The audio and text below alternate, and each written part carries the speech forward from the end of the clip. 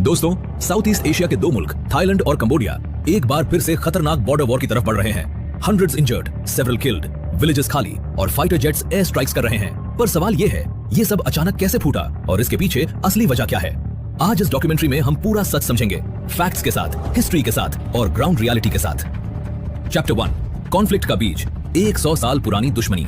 जहां आज थाईलैंड और कंबोडिया लड़ रहे हैं, वही बॉर्डर पर एक 100 साल पुरानी डिस्प्यूट छुपा हुआ है। ये बॉर्डर कॉलोनियल टाइम्स में फ्रेंच ने ड्रॉ किया था, बिना लोकल लोगों को पूछे, बिना नेचुरल बाउंड्रीज को ध्यान में रखे।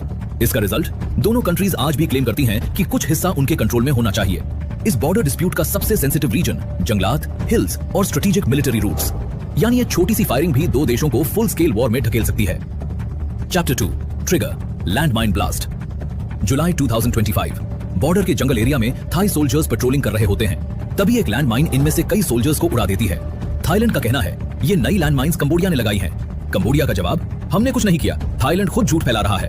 बस दोस्तों, यहीं से शुरू होता है टेंशन का volcano. Chapter 3, firing, artillery and fighter jets. Landmine blast के बाद दोनों तरफ से सोल्जर्स बॉर्डर पे आ गए। पहले स्मॉल आर्म्स फायर, फिर मोटर्स और फिर आर्टिलरी रॉकेट्स एक्सचेंज हुए। 30 to 40 किलोमीटर का पूरा बॉर्डर जोन एक वॉर जोन बन गया। फिर थाईलैंड ने एक कदम और आगे बढ़ाया, फाइटर जेट्स उठाए गए और क्रॉस बॉर्डर एयर स्ट्राइक्स किए गए। विलेजेस जल गए, लोग भाग गए और सिविलियंस भी टारगेट बन गए। चैप्टर 4, सिविलियंस की सबसे ज्यादा मार। दोस्तों, हर वॉर की सबसे बड़ी ट्रेजेडी कॉमन पीपल होते हैं। इस कॉन्फ्लिक्ट में भी लाख लोगों को घर छोड़कर भागना पड़ा। स्कूल्स बंद, हॉस्पिटल्स डैमेज, बच्चों तक को रेफ्यूजी कैंप्स में रहना पड़ रहा है। ह्यूमन राइट्स ग्रुप्स ने बताया कि डजन सिविलियंस इंक्लूडिंग चिल्ड्रन मर गए या वुंडेड हुए। ये सिर्फ बॉर्डर का डिस्प्यूट नहीं, एक ह्यूमैनिटेरियन डिजास्टर बन रहा है। चैप्टर 5, पॉलिटिक्स एंड नेशनलिज्म, आग में घी। थाईलैंड में इकोनॉमिक स्लोडाउन और पॉलिटिकल टेंशन चल रहा था। कंबोडिया में भी इंटरनल इंस्टेबिलिटी चल रही थी। ऐसे में बॉर्डर डिस्प्यूट एक पॉलिटिकल टूल बन जाता है। नेशनलिज्म को बढ़ावा मिलता है, लीडर्स स्ट्रांग दिखना चाहते हैं और जनता का ध्यान इंटरनल प्रॉब्लम से हट जाता है। रिजल्ट, एक छोटी सी फ्लेयर अप एक पूरी वॉर में बदल गई। Chapter 6, 2024 to 25 timeline short form. 2024, border में छोटी मोटी स्कर्मिशेस। अर्ली 2025, पेट्रोल ट्रूप्स पे फायरिंग, टेंशन राइज।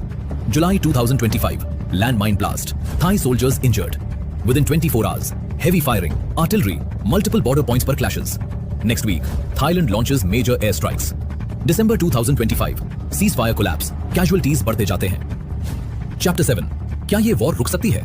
एक्सपर्ट्स का कहना है कि असली सोल्यूशन सिर्फ बॉर्डर डिमार्केशन एग्रीमेंट है, वरना ये कॉन्फ्लिक्ट हर 5 से 10 सालों में फिर से भड़क जाएगा।